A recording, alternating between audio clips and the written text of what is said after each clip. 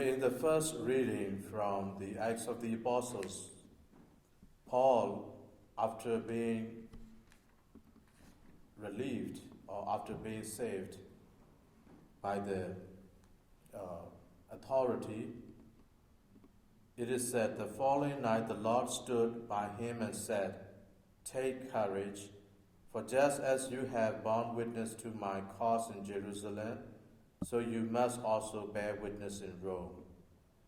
And after being persecuted, after being arrested, kind of like Jesus confirming that he will continue to bear witness in Rome. And today we remember two saints, St Marcellinus and St Peter the Exorcist. In the year 304, they were beheaded in Rome, outside Rome. So they were taken out of Rome and into a very thick bushes place where they thought no one would be able to find their bodies. So the authority at the time did not want the Christians to come and take their bodies and give them the burial. So they took them out of Rome and beheaded them. But later on, two ladies were inspired or saw in the vision where they were martyred. So they went and got the bodies and later on buried them. The Emperor Constantine later built a basilica in the cemetery where these two saints were buried. St. Peter the Exorcist was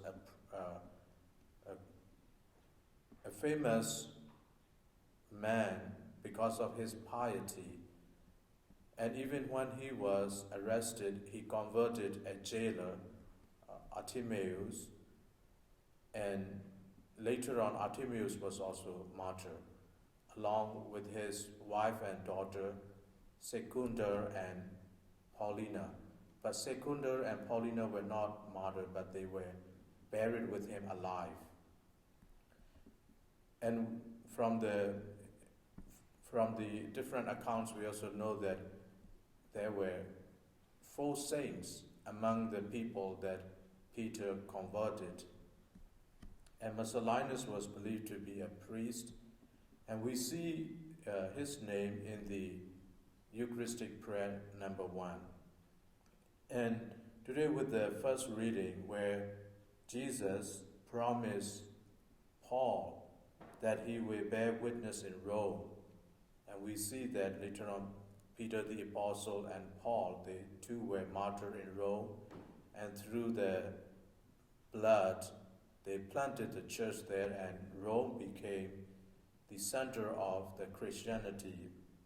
And many saints like Marcellinus and Peter the Exorcist were the fruits of these martyrs, the early martyrs in Rome.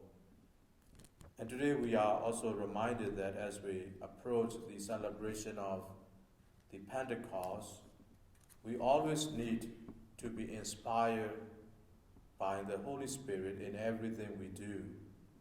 Like today, as we hear the story of these two saints, two ladies from the Christian community at the time saw the vision inspired by the Holy Spirit, and we are able to know these two saints and able to honor them in the church.